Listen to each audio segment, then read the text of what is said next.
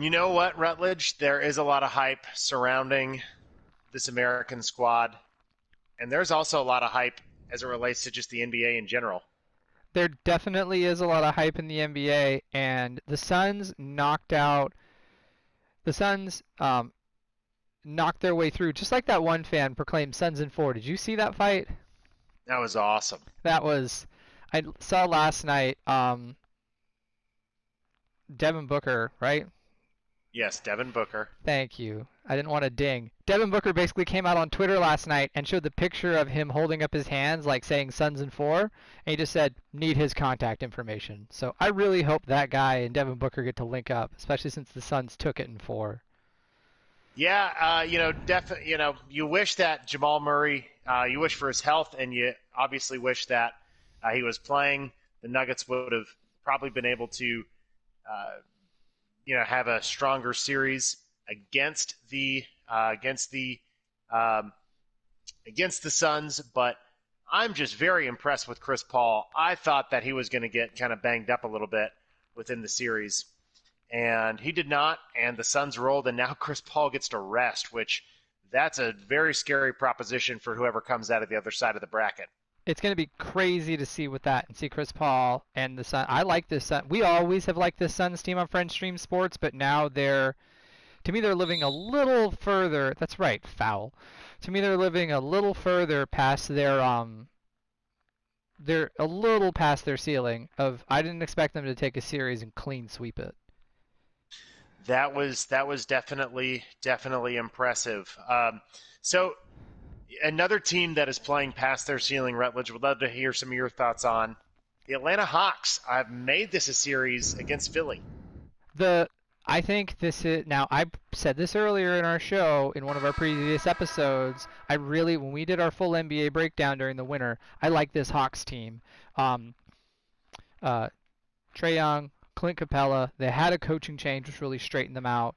I like this Hawks team. I didn't think they would be starting to sort of really hang in there. I'm going to pull a famous Connor Bourne quote and say Joel Embiid is more hurt than he is letting on. I think that's a big impact for what's going on with Philly. He doesn't look as good. But this Hawks team, man, they're moving and they're grooving and they're hanging in there. And the 76ers through the regular season looked very unbeatable. And they just looked, not like the Nets machine where it's like, oh, we're a machine, but they just looked so good to where they were a solid, okay, this team's good, they're going to go deep in the playoffs. And the Hawks are not doing that, not letting that happen.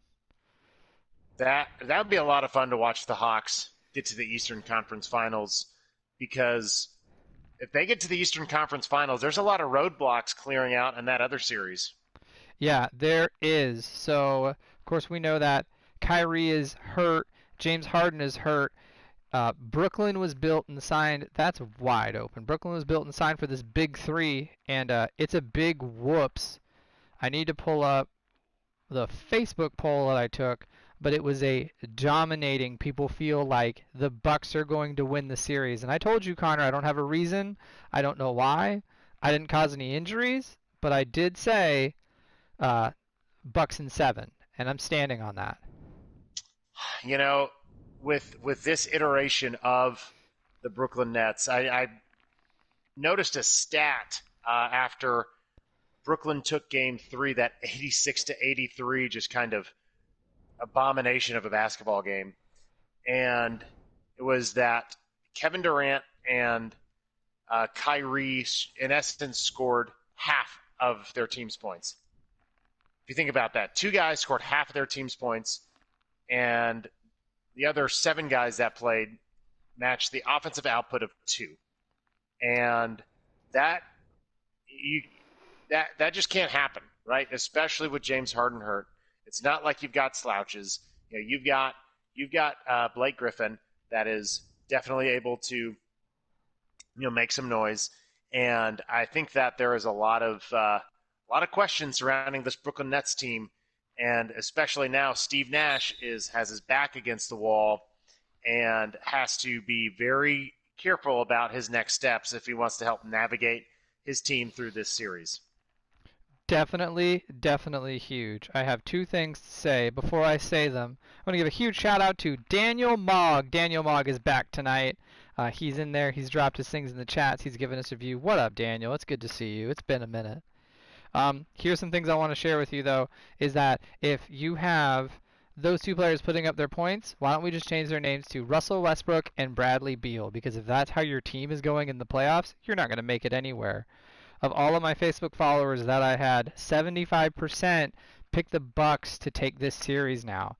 That is a huge shift in people's confidence. So, And yet again, definitely makes the East a lot more wide open. That's for sure.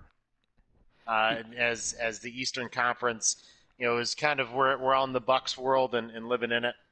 yeah. But who knows? Maybe Kyrie comes back and is able to do some tape and some ice and some stem and be able to play well.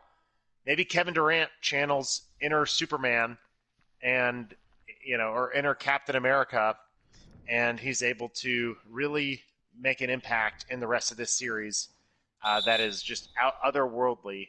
But maybe not, and maybe Brooklyn goes home early, and we're looking at this team as a big example of what might have been. Here's a big example of what is going on. Is the Clippers won last night, 118 to 104 on the Jazz. Connor, what is this series? Because it feels like week to week I want to change my opinion on this series because the perception of the whole thing just keeps changing. The perception of the Clippers just keeps changing nearly every day.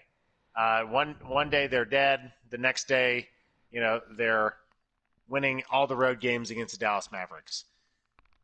This is a really odd team. You would have thought that the idea of bringing in the new coach was to be able to kind of work out the chemistry pieces.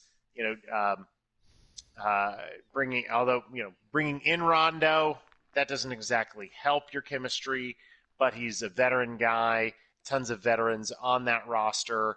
Marcus Morris, kind of an interesting cat, but yeah, I think that the other piece to consider is, as we've talked about before, when Utah and the Clippers get together, it's kind of like Utah is really good at guard and down low with their bigs, and the Clippers are really, really good. They're the best probably the best left in the playoffs in total out on the wing.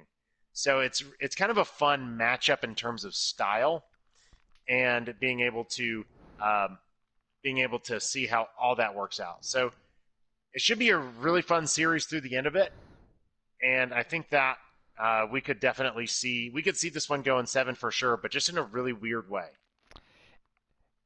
I think that's the best way to sum it up. It's a series that you say, oh, this is what this series is about, or this is what this series is about. But both of these teams, the Clippers more than the Jazz, have been so many question marks but win games that now you just don't know what to do with any of them. So overall, I'm excited though. I'm enjoying this conference semifinals round. This is so exciting playoff basketball.